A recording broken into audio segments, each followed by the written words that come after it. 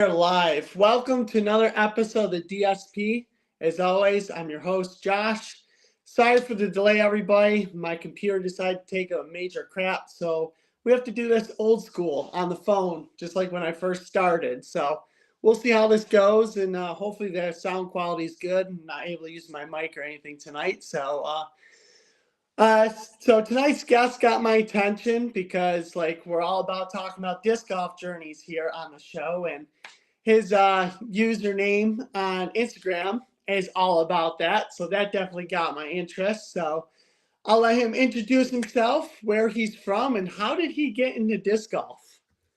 Yeah, so man, thanks for having me on the podcast and letting me join and yeah, talking about the journey. So it's been a long one. So I started playing in like the summer of 1998. I was like Oh, wow. 11 years old.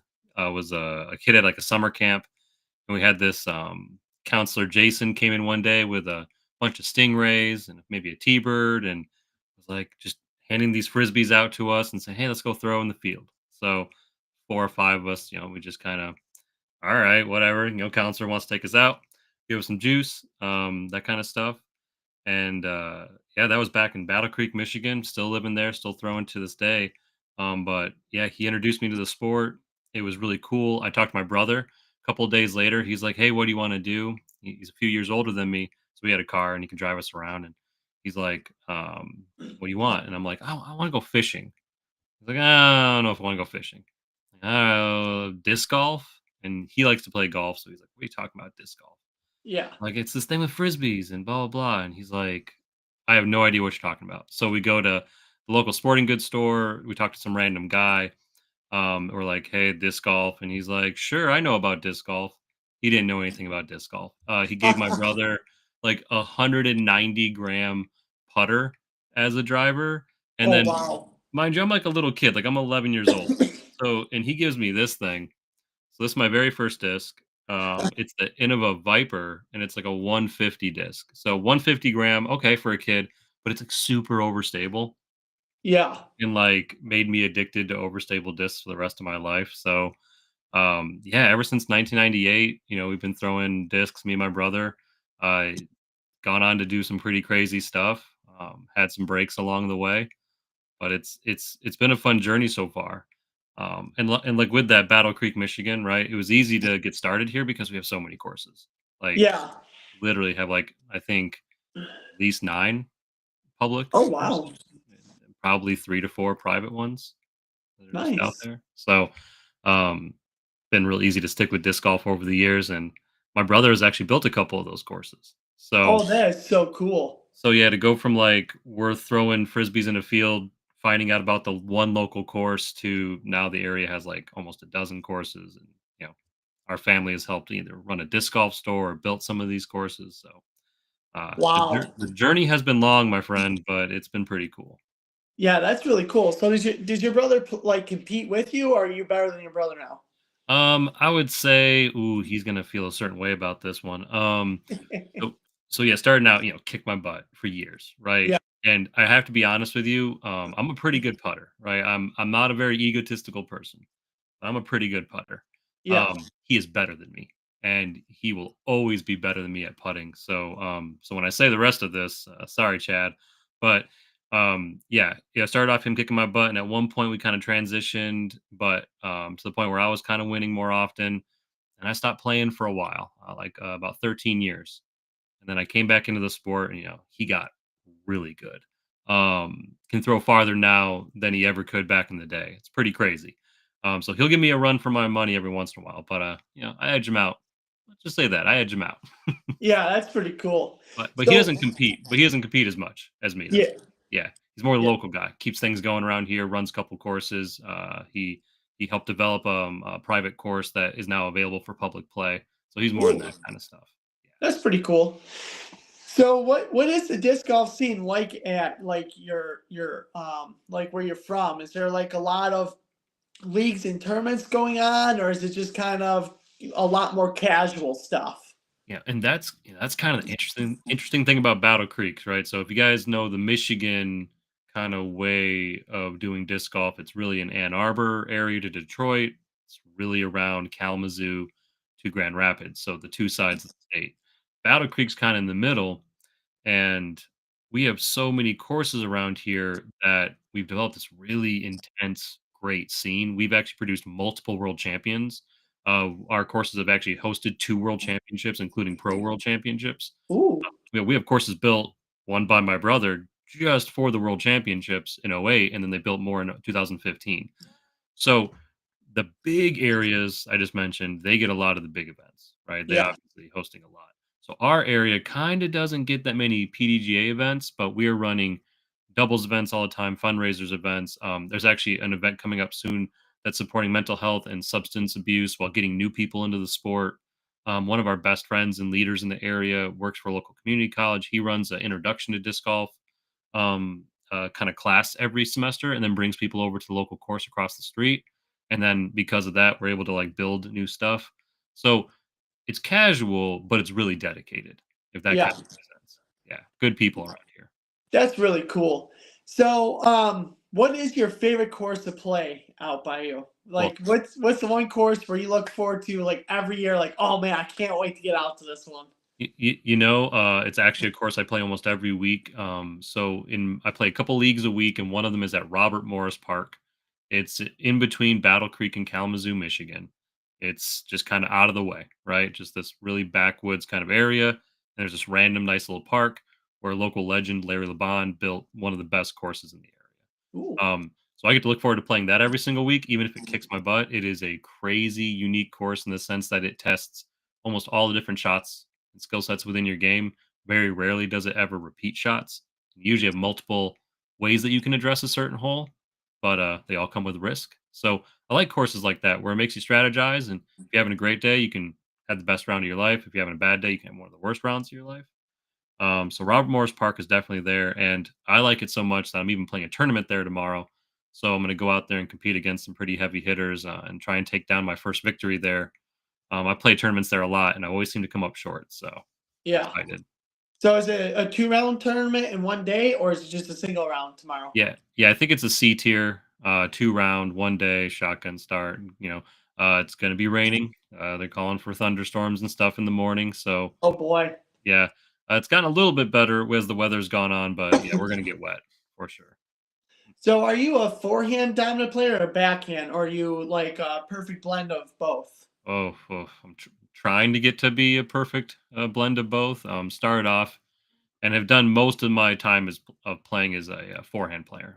Yes. Yeah, oh yeah, super forehand dominant, annoyingly so actually. So the story kind of with that is my brother and I started playing, right, and so because he's older than me and did ultimate a little bit kind of stuff and had played frisbee, I guess. So he's like, all right, there's backhand and then there's this sidearm thing, like this forehand. And Yes. I don't know what it was when I was younger, but like I literally could not figure out how to throw a frisbee. If you gave me a regular frisbee, I couldn't throw it. Give me a Yeah. disc, I can't throw it. And so he's just like, "Oh, you just do this, just do that." It was like a fish in water. I was like, "Oh, suddenly it can go like 4 times the distance. It's kind of going where I want it to go. I can make it do shapes."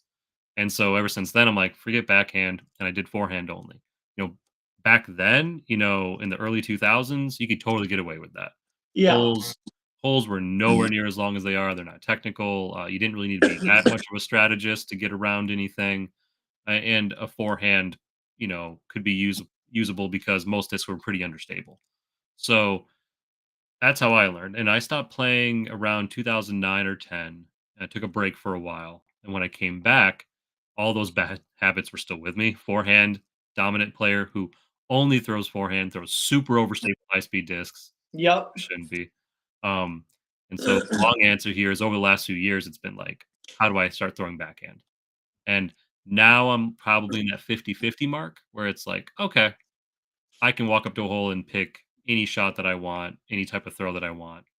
It's not going to work out that great, but I can do it now. Where a couple of years ago, man, you'd be hilarious. There's a super dog leg left hole, and I'm walking up with my forehand. Everybody on the tee's like, "What is this guy doing?" And half the time I'd make it. So when I make it, it was pretty awesome. When I didn't make it, it was 200 feet in the wrong direction. So Yeah. yeah, love forehand throws. They'll still be like my bread and butter, but yeah, to get those Yeah. shot shapes, gotta know backhand. Yeah. Yeah. That's something I recently did this season, I worked my butt off to get a decent backhand, or at least it's serviceable. Because Yeah. last year I was losing strokes like crazy against people because I didn't have a backhand. I forehanded everything, so Oh, can't force the forehand on a hole that's definitely calling backhand. you are 100% right, and I'll tell you right now that the good word there is forcing it. Like, when you've played enough and you start forcing shots, they just don't work Yeah. at all. So since we're talking about discs, so what are you an open bag guy, or are you like sponsored by a manufacturer where you have to throw their disc 100%, or Yeah, I'd like to, someday be at the point where a manufacturer would require me to throw 100% of their discs. Um, so I'm not currently sponsored by any manufacturer, and myself choosing to throw what I throw. It's mostly discraft, okay, but there are other brands that have come in and out. But I'd say probably like 80-90% discraft, just because that's what I've been throwing since like 1999. Like, I have discs that were the version of the Buzz before the Buzz even was made, right? So yeah, like I have pre-Buzz versions, and so I've been throwing that for so long. I know the molds pretty well. Like, several of them are just like my go-to shots for like 90% of everything. But outside of Discraft, I will occasionally put an Innova in there, typically a Firebird if for some reason I don't have my Raptor. I've been kind of dabbling with Clash. Clash makes some amazing plastic, and I like a couple of their molds. Um, Over the years, I've tried different things here and there. I think NBP has some good stuff. People have tried to put their putters in my hand over the last season or two, and I wasn't upset about it. yeah. But yeah, I'm pretty much open to anything. Hint, hint, Discraft. But outside of that, I just like throwing the Discraft stuff. It's good. Yeah, yeah. I seen you posted a video that you were able to go to you were invited to the Discraft warehouse, I believe it was, and I Yeah, seen Ricky in your film, so I was like, oh, dude, how was that? Was that really cool? Like, man. Oof. Dream come true. Like, they can get me smiling all about this like all day on this one because I love that experience. It was the D-Glow event where basically you can just register for the tournament and you got put in the raffle, right? And they were giving away all these different types of prizes. And one of them was 6 people got selected to go to the Discraft factory to attend the players party. So it was actually Discraft's event to invite all their touring players or players that were eligible for the invite to come out. They had a food truck set up. They had music going. They had like all these different games. They had a mini course set up within the factory itself, so you can go there and play. Um, they had a big putting range, as you guys saw. It was just like a party, right? It was a good time. It was a vibe. And so we all got invited. We got to bring a friend. It was really cool. Nate surprised us. Nate Highholm actually surprised us by getting each of us and our friends 5 discs each. So we got to walk through the factory and like just pick out every little thing that we wanted. And oh man, dude, like I don't know if you're a fan of just like a certain brand or manufacturer, but imagine going to like where like yeah, it's a kind of I kind of figured that. I'm like, imagine just being there where the magic happens and someone saying, "Hey, go be a kid in a candy shop." No shit. yeah, And you just saw these 12 adults just go, "Oh my gosh." And we just start running through everything. I mean, like all the fly dyes you'd ever want, all the unique runs of things that you always wanted, every plastic, every color that you've never been able to find or see in person, they had it. Weights you can't find, they had it. And it was at one point towards the end, like everybody had been looking for like 45 minutes, and we were only there for like a couple hours, right? So they were like, okay, we got to hurry these people up. So they say, all right, here, come over here. There's a big box. We're going to crack it open. No one's even seen these things yet. Right. And so we're like, oh, well, okay. So you take what you need out of this and, kind of be done, go have fun and chill out. So we go over and look at it. And sure enough, it's a bunch of misprints of just like these really recent new discs or new run of discs. So I was able to get a Zone SS misprint. Uh, ooh, yeah, before the Zone SS even dropped the regular. So that was pretty cool. But yeah, got to hang out with Yuli, got to talk to fantasy football with him. Got into a bit of a putting competition with Corey Ellis's wife, ooh, Molly. That was crazy. My buddy Matt caught one of the footballs that the boys were throwing around. Got to see Big Money Missy and Paige walk through and watch them kind of do the mini course and stuff like that. Got to meet the people from First Form that are working with Discraft and Macbeth and all their kind of collaboration and Ledgestone. So they just announced that, which is pretty awesome. So that's like a supplement and basically exercise fitness and company. And beyond that, I mean, we got to hang out with Paul Macbeth and the champ, like Climo. We got to hang out with them, like literally have food, just ask them questions, give them to sign our stuff, and everybody was super nice. Like everybody was just like, oh, not like we're at work, but like oh, these are just people. These are just fans, and no one was trying to be too over the top, so everyone was pretty cool about it. Um, yeah, and man, everybody's so tall. That was the thing that drove me nuts, man. Like, you see a couple people walk up, we're all looking pretty normal sized, and then just you're like, "Oh, hey, AB. Oh, how's it going, Ben? Hey, Ricky." Like, just everybody is so tall, like 6 Yeah, even. except for Yuli. Oh, and yeah, Yuli's sitting there, and he was just like, "Yep, you don't need to throw 500 feet. 450 will get you where you need to go." I'm like, "All right. Yep." I feel like you need to believe that, and I agree. I think you get to 450. It can be somewhat competitive out there, but yeah, when you see the size of these guys, you're like, "Oh, okay." So that's why they can do 600 feet. Yeah, they're all probably like what, 6'4" or taller. Yeah, and they had, like, other friends there. One of the Mons was there, Mon brothers. They had some guys from the elite team, and then the touring team were there. Yeah, and every single one of them was like I don't know if it's, like, 6'3" just to sign a contract, like, to get on the MPO side. It's just it's nuts, but, yeah. Another thing you notice if you've never seen any professional disc golfers, and I know you have, but, like, if it's somebody out there hasn't seen professional disc golfers before, like, they're truly athletes. They may Oh yeah, look kinda lanky, but, like, dude, like, they're like, they got muscle. Like, yeah, they're athletes. So, again, it makes sense when they can throw it, like, 200 feet farther than most of us can. yeah.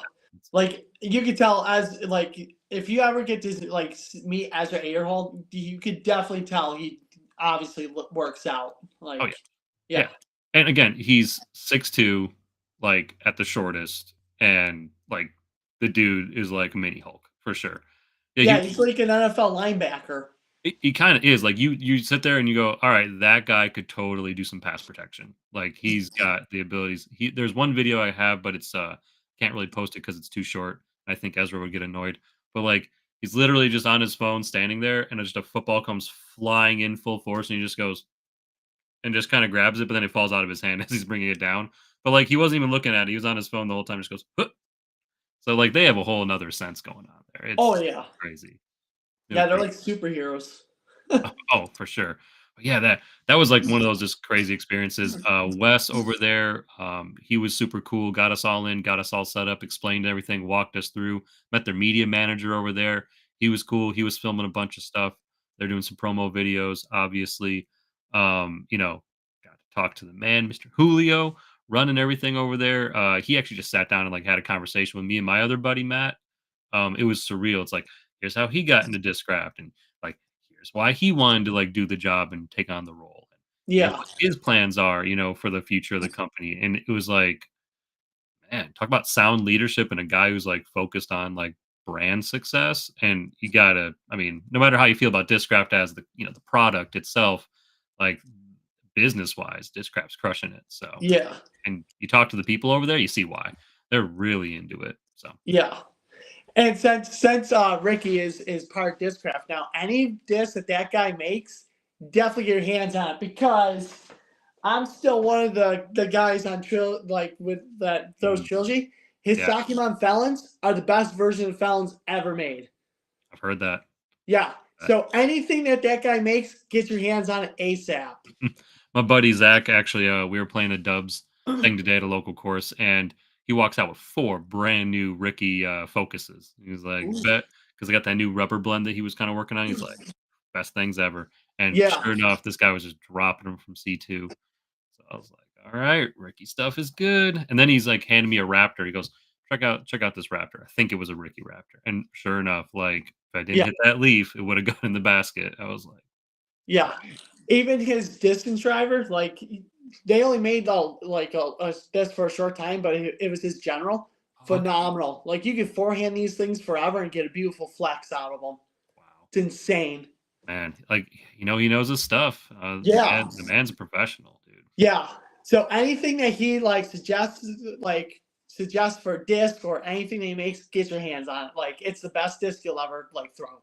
Let's go. Okay, yeah, I'm down with that. Hopefully, Yeah. you stay with Discraft for a little while. I'm not gonna say anything about tea times. We're not gonna talk about that.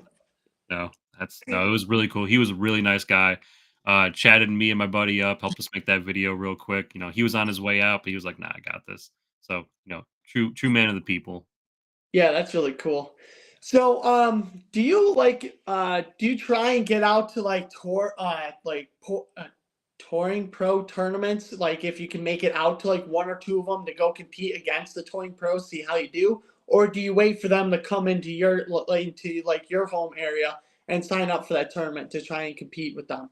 Sure. So I'm kind of at that edge point. So I got back into disc golf in 2021. Because of everything going on.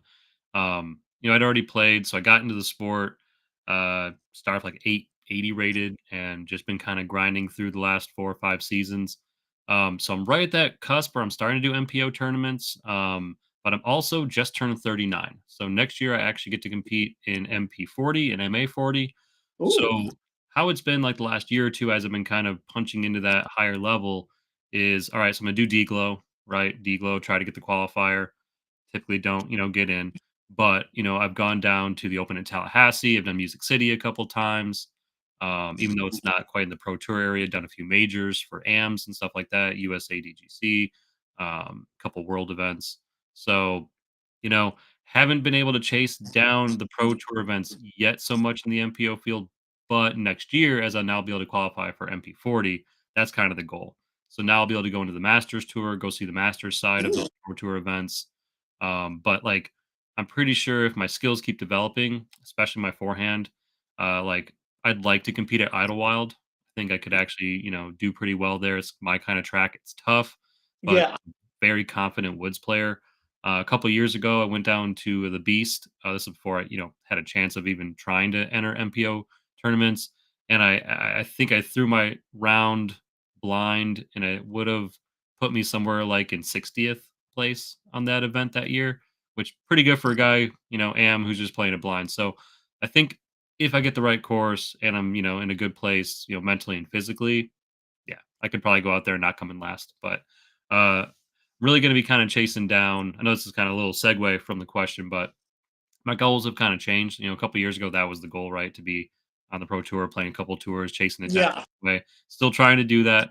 Kind of coming to realize that I'm not like, Albert Tom. I'm not 6'4", not 220 pounds, just pure muscle. Um, so I'm going to kind of chase down that MA40 World Championship over the next few years. So that's my goal there. I think I'm pretty close to being at that point where I could definitely take on a podium. So I'd like to go after the dub and get that, world champion X1 next to my name. But outside of that, I'd like to see MP40, maybe win the World Point Series there, maybe take on Kale LaVisca at a big A tier or something like that. He's one of my idols. Grew up watching him play back in the day. So yeah. like ever get on a card, like not just end up on it, but like actually compete and end up on a card with him. That'd be a dream come true. And Yuli too, since he'll be there in a couple of years. So Yeah, that's pretty cool. So, how much coverage do you watch? Do you like tune in more for the FPO field or the MPO, or are you just like kind of perfect blend of both? that actually came up like in a question a few weeks ago. We're having at a big card for a league, and as we're waiting on a tee, someone brought that up. So when I saw your question about that, I was like, all right, cool. Like we can totally talk about that.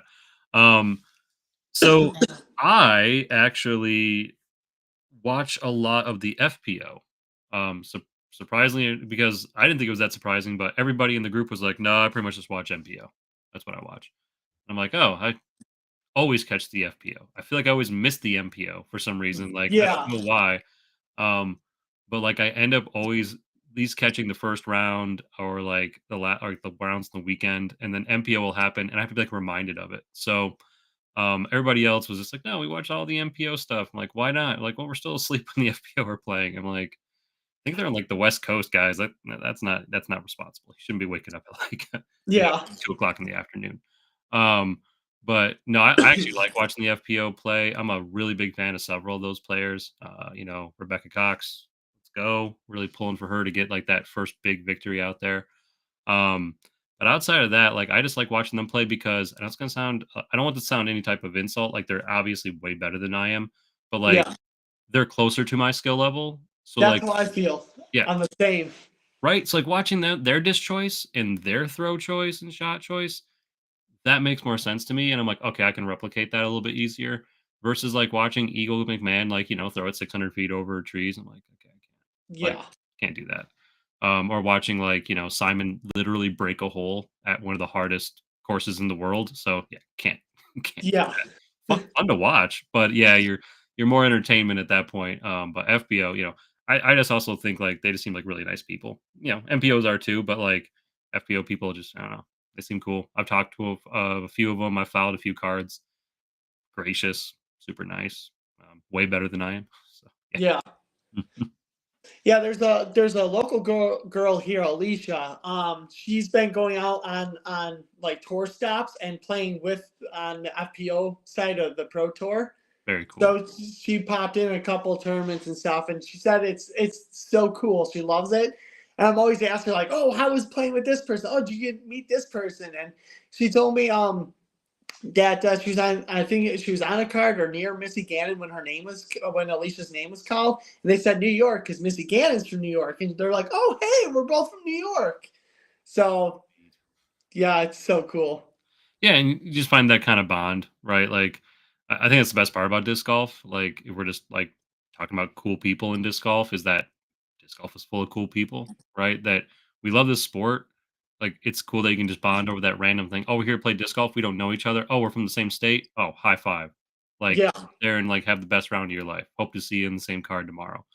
Um, like no matter like whatever seems to be going on with anything out there in the world, like disc golf really just seems to be that cool place where it doesn't really matter where you came from or where you're going after this, but like for the next like 2 or 3 hours, let's all just have some fun. Let's like yeah, go out there and do what we love.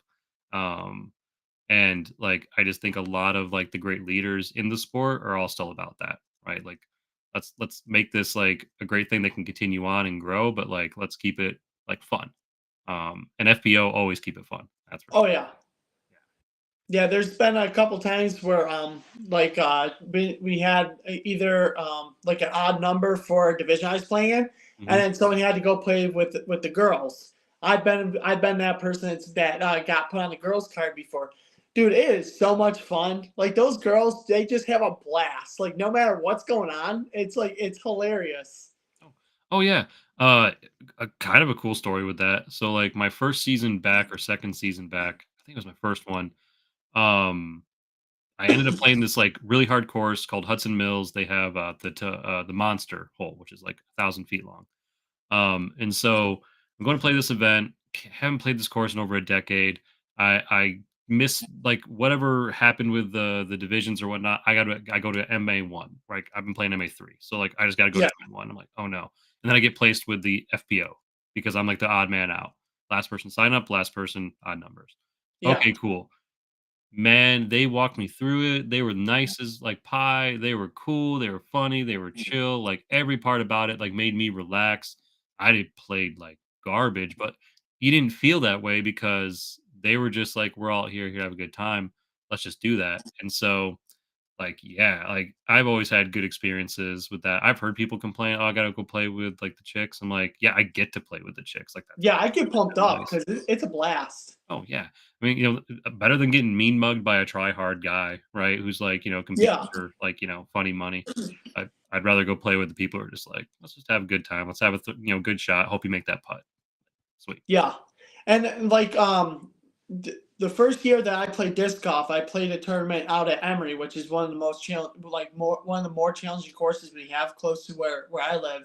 Sure. And I was like, I should have been MA4. Like I was terrible when I first started, so I got put on the girls card, and they literally took me under their wing and were teaching me how to break down the course and like, oh, throw it to this landing zone, then you go from here, then you get to that landing spot. I'm like, I never thought of any of this. This is amazing. Yeah. Like, and that's like the heart of disc golf, right? Like, truly is the heart of disc golf that we just want to see everybody do well. I think like when I was younger, that was a big problem. Like, oh, I always want to win. I want to look good. I want people to think I'm cool. I was like, "Bro, you're 17 playing disc golf back in like, early 2000s. No one thinks it's cool." Yeah, Nowadays, it's a little bit better.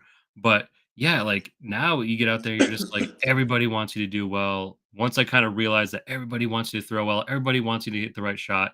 Nobody wants to get beat, right? Everybody wants to win. So yep, like as long as everybody out there playing their best game, we're always supporting everybody of. Even if you're not playing well, we're always supporting you of it. And like, and if someone's not that way, I feel like they struggle in the sport. So like, it's kind of one of those things where we just really want chill, cool people who want to see the best from everybody, you know.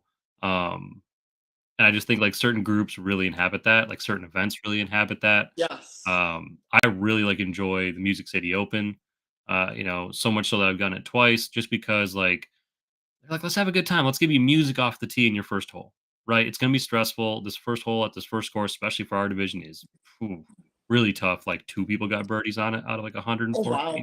Yeah, it's super tough. So like, all right, tell us what music you want. We're gonna have it keyed up, ready to go for you. Like they do that. Like I like events like I did the Open at Tallahassee A tier this year. Kind of match up with the Pro Tour and meeting the people there. They're like, hey, you never played here before? Nope. All right, let me walk you through it.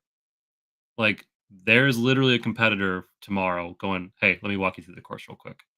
Like, we're going against each other, but we're super cool about that. Like, the TD's right there, and he's like, "Man," I remember talking to him, Griff, and he's just like, "You drove how far down to get here?" I'm like, "This far." He's like, "Good, we're gonna treat you like your family. Like, let's take care of you." And for like 3 days straight, like, he checked in on me. He was cool, helped me find like a lost disc, like went out of his way to make sure I got everything I need before I head out. Like, man, I don't know. I've never had experience like that. Yeah, that's so cool. Yeah. And that's the awesome thing about disc golf and like the whole disc golf family. No matter where you're from or nothing, the second that someone sees a disc in your hand, you're already part of the family. Welcome. Oh, oh yeah. We had speaking of that situation and speaking of like that whole thing going down, there was a cop there, right? He was a part of the traffic control because we had part of this park blocked off. And Yeah. so, as we're kind of walking off, finishing up our final round, he's just kind of there, like at this thing, like, we say, hey, thanks for, blocking the cars and stuff. So we don't have to worry about it. He's like, "No worries." He's like, "This is a really cool sport." The TD guy over there, he already gave me a couple discs. I don't really know what to do. And he kind of showed me the discs, and I was like, "All right." So like, a little more advanced, this guy probably needed. So I'm like, "All right." So I go over to my trunk and I'm pulling out extra discs. Turns out like another two dudes on that cart walking off heard that. They go to their trunks, they're pulling out discs. We all happen to walk back at the same time, hand off like 6, 7 discs to this guy. And we're like, all right, so here's where you start. When this starts doing this, here you go to this. And he's like, "This is like the coolest thing ever." I'm like, "Yeah, man, this is disc golf. All we want is more people to play disc golf. Yeah. That's all we want." Right? Yeah, I So, mean, I do that all the time. Like when I'm out at course and I like play with a couple of buddies from my work, they'll bring their friends out and they don't really have discs. So I'm just handing out discs left and right. Oh, take this. Oh, throw this, throw that. And then even more guys in my work are getting involved. So now I'm bringing stacks full of discs to work and just hand them out to guys here. And there's a course right down the street from our work. So we shoot up there and go play. It's so much fun. oh, that's perfect, man. That's the cool part is that you just talk about it or they see a quick video online or, like their kid talks about it or something like that. And they're like, "What is this whole thing?" And you realize it's like just hiking with a purpose, right? It's like this totally unique thing that's about as cheap as you want to make it or as expensive as you want to make it. Yeah. Um, and I've only ever known one person, right? I've been playing off and on for 26 and a half, 27 years. Only ever had one person ever go out and play around who never came back to play again. Yeah. Like, out of all the people, all the dozens, maybe hundreds of people I brought out to different courses across the country, like not across the country, but like literally different states across the Yeah. country. Um, it's like everybody's son kind of gets into it. You might only play a couple times a year.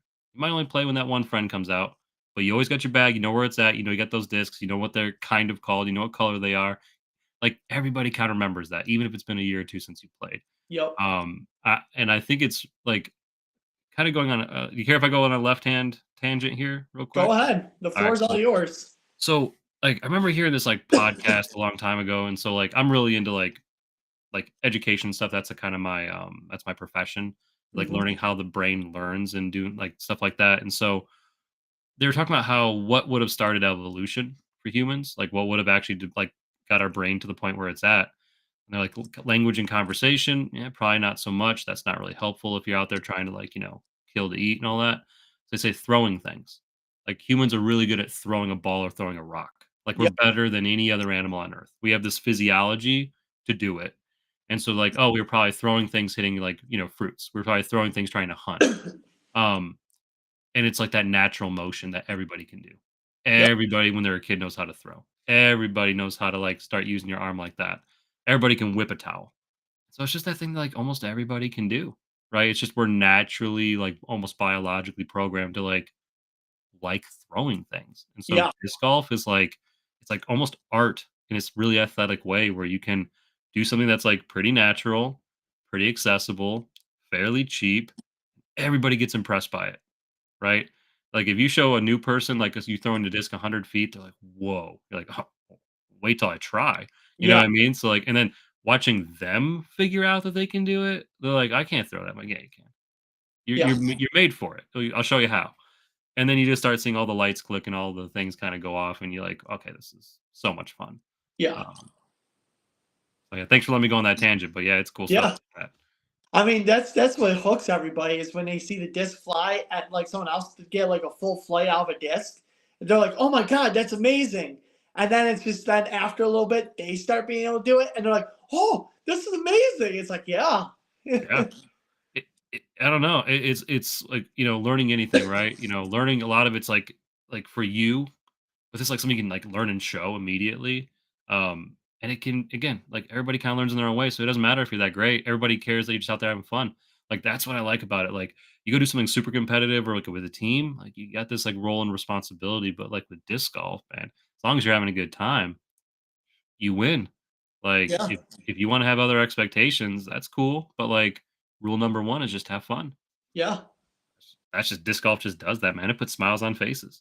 Oh yeah. Even if you're like having a bad day out there, it's still like, dude, I'm out here throwing discs. My buddies like, you can't ask for anything better. Yeah.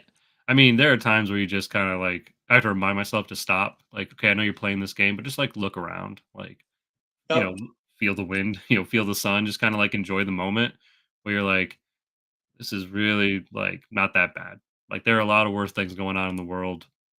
Playing disc golf ain't one of them. So Yeah. it's like it's a good time always. Yeah. Um. Well, that was the last question I had for So you. Do you have any questions for me? I don't. Would you care if I kind of talk about some of the discs that are in my bag this year, Oh, actually? please do. Please do. Yeah, so I brought a kind of collection over. So one disc I forgot to bring up. So surprisingly enough that that course I'm gonna go play tomorrow, that's like my favorite course in that Yep. tournament. It's actually the course where I got my very first ace. So the Ooh. year I came back in 2021, I had never had an ace, right? I went like 23 years, no ace. Yeah. I go to my very first tournament back. It's like one of the very first holes that we're playing, and sure enough, blind ace, like off the tee. So that's that disc right here. And I actually get to play with one of these guys tomorrow at that course again against him. So we were Ooh. playing MA3, and now we're playing MA1. So that was a really cool experience. And actually, I like that disc so much. It's the discraft Surge. Yeah. Uh, unfortunately, discraft, come on, guys. Like it's out of production. They took it out of production. They replaced it with the drive.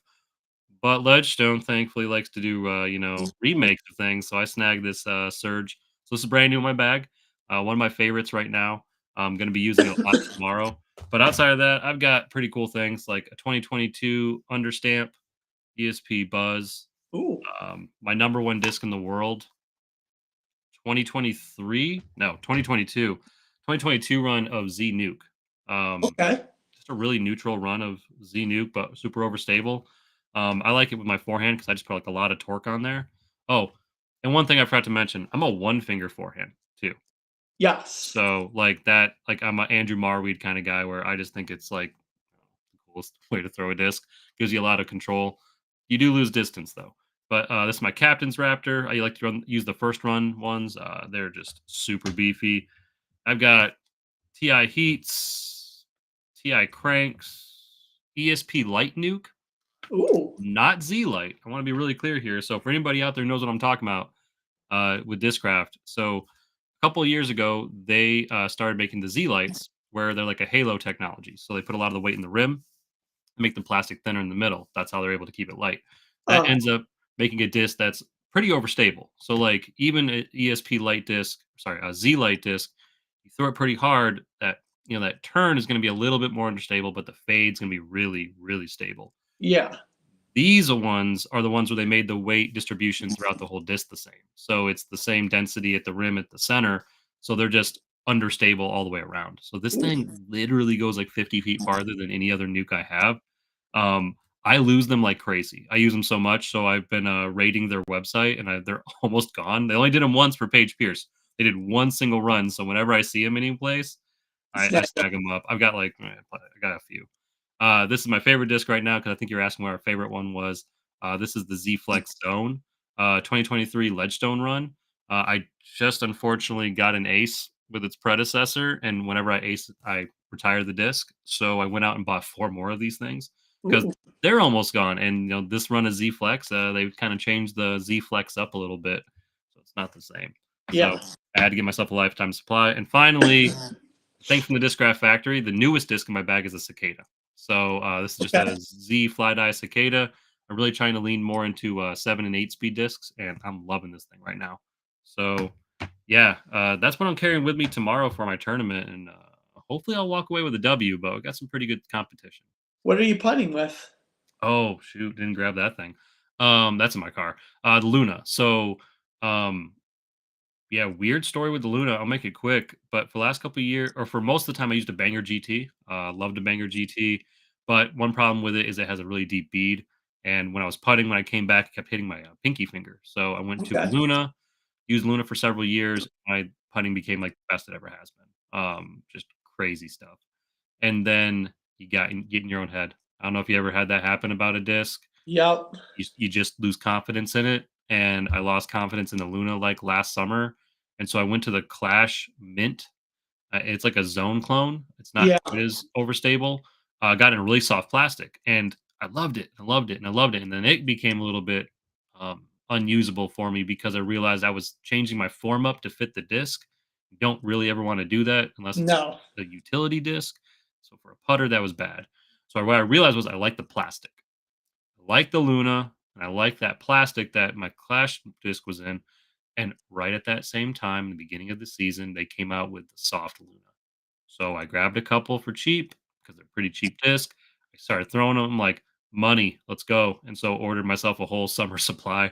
And yeah, so soft Lunas right now, and they're crushing. Like absolutely nuts. I think I made more C2 putts like in the last probably like 5 or 6 months than I had last 2 seasons, just because of that disc. So Yeah. I could talk Now, all day about that. have you ever thrown a Kratos, I think it's called? I haven't gotten to the Kratos yet. I'm not traditionally much of a putter thrower, but the last few months I'm starting to. And I'm starting to see where the Kratos would fit in for me as a throwing putter because I'm starting to really lean into that Luna, and I'm starting to see that kind of fade I don't really want, or sorry, that the turn I don't really want. Yeah. So I want something that, okay, maybe it has that turn a little bit, but it has more fade at the end. It can come back. My issue is beaded putters. They just catch my fingers for some reason. So I've been holding back on the Kratos. But have you tried it? What do you think about it? Haven't asked you too I much about it. I can't throw it because I'm part of Team Trilogy, so I have to be Oh. Trilogy 100%. I was kind of hoping you were going to be like you snuck it in. No, but I No, would say, my buddy Chris Higgins, I always play with practice rounds. We're always competing against, like, we're like the same skill level. So sure. during tournaments, we're always like on the same card. He throws that thing like butter. It's like, oh my god. Yeah, we got a couple. I got a couple boys. I'll shout out Travis Tuttle and my buddy Dustin Dodson. Those guys got some big arms and they're smooth throwers. They throw that Kratos like you wouldn't believe. Like it Yeah. is nuts. They walk up to a hole like, 400 feet. Okay, yep, on a dime. Like it's not even a problem. I'm like, you guys are Yeah. For something for else my here. for my throwing putter, I'm using the Gold Ring Maiden. So Oh, hey, I'm a yeah, big fan of gold, so that's pretty cool. That's yeah. awesome.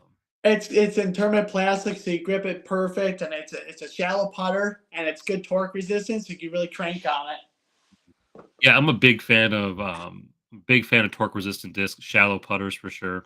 Yeah, Like I think I started putting it with a buzz originally. Like I just put it with whatever disc, and then they came out with the buzz, and I thought that. And I even carry a crazy tough buzz with me in case I'm just like I hate my putter today. I will just go grab my crazy tough buzz and just throw that. yeah. I've even used Jawbreaker Raptors, Ooh, like like original Jawbreaker, like really soft Raptors. yeah, Because if you're just like, oh, it's too windy today, and I don't like my putters are useless, great, take that and just use it. Yeah, Better than nothing else, right? So, exactly. Now, have you tried the new Buzzsaw disc? I have. I didn't mind it. I got like 3 or 4 of them. I was using it until I started throwing this ESP one I got. Um, some people are like, it depends on the run. Some people say they're more overstable on a certain run. Some people say they're more understable. I find them pretty true to Yeah. flight. Um, I don't like. I'm excited to see like if they put glow plastic into it and see how that Ooh. affects it because they have the Mega Glow plastic that just came out. So like if they're able to integrate that, I don't know. I think it'd also be really cool if they could do a Z Light buzzsaw. Now that might be like what everyone's looking for, where it's a little bit more understable off the draw, but like it's got that predictable fade at the end. So Yeah, yeah, yeah. My buddy Chris Higgins, he has two of those in his bag, one or two. But I picked it up from the ground from him, and I felt it before. I like that plastic on the inner rim. It's so grippy. It's like that's actually pretty nice. yeah, it's yeah, I appreciate Innova's attempt at doing this for many years. My brother used to own a disc golf store like way back in the day. And we remember seeing these very first types of molds where you're like, bonding different plastics and 10 to 15 years, so many companies have tried and failed at it. And then it started to actually work. And so to see it working, it's pretty cool. I like the Scorch version of it. Mhm. So the Scorch actually has that ESP inner plastic all the way around. And so like it doesn't like change or anything like that between different plastics anyway. And I find that to be just like my favorite version of the Scorch. Um, Personally, I'm not a huge buzz thrower. I like a more understable mid, Yeah, and I know that the buzz is not the most stable thing in the world, but you get a certain run of buzz, and it can be pretty meaty. And Z buzz in general are going to be pretty strong. So yeah. yeah, So that's pretty cool. yeah, it's pretty cool Um, stuff. so do you have any sponsors or anything that you want to shout out as we're Oh, wrapping this up? just a couple, just a couple. No, yeah, I'd like to thank Cardinal Disc Golf Apparel. It's my first year with Cardinal. They're doing great things. They sponsor Gannon Burr, several other players out there. I want to shout out my boy John Borzik, up and coming pro for Gateway and Ooh, Cardinal. He's won several MPO A tiers this year. Played nice, well in several touring events. So you're going to see his name a lot more. Kevin Fodry, the guy running and managing the team over there, running the brand. So let me shout those guys out. Great Lakes Disc. Great Lakes Disc was actually one of my very first sponsors to come through and actually give me a paid out sponsorship as an ambassador level. So the more you do, the more you get, and I appreciate them. They offer a lot of benefits to us, and actually they're running the event tomorrow. So thanks to Shay over there, Great nice. Lakes Disc, and their whole team. Beyond that, I'm actually representing Rip It Grip is a disc golf accessory. Some people kind of wonder what those are. It's a traction pad that's made in the size of a legal stance. So, like, Ooh, if you've got a slippery situation, you can put this thing down. It's got 2 different sides, have different tractions on them, grip tape or rubber. A lot of people think of it like being used on a tee, but I actually use okay. it for like unstable putting situation. Like today, I stepped down and like it was actually soft grass, so my foot sunk in. So once I stamped it in, I put my rip it grip down. Now I got a flat plane. I can actually just put my foot Ooh, on, and it's good to go. You can use it to see what your legal stance is. So like how far back can I put my foot from like where my mini is or my marker. yeah, Cool stuff like that. So check out Rip a Grip, good stuff out of the Pacific Northwest. And then finally, because you always have to have another one, I want to thank the Cases Disc Golf Club. They run a lot of leagues. They're ran by Larry LeBond. Larry LeBond is the guy who actually hosted the '08 Worlds here in the Kalamazoo Battle Creek area and the 2015 Worlds. He's played on competitive cards with Ken Climo. So Larry running that group, building all the courses around here. Like the dude is a legend for a reason, and so thankful for them for having me on the team, and help me kind of push some things this year and kind of do some pretty cool stuff. So yeah, I just want to say thank you for having me on here, and thanks for letting me shout out all my sponsors and give them that opportunity. It's always cool to kind of talk about their stuff because like these are 4 companies and 4 groups that really just want to see the sport just be fun. yeah, They want to see people just have a good time with it, and so the best way to do that is to get more people more reasons to go do stuff. So they're all about that. yeah. So, where can people find you so they can continue to join you on your journey? Sure, yeah, yeah. So, if on Facebook, that's kind of where I seem to get a lot of my traction. Some good stuff's happening over there. So that's Matt's disc golf journey. No fancy characters or anything, just Matt's disc golf journey. I'm pretty much going to be the only one there.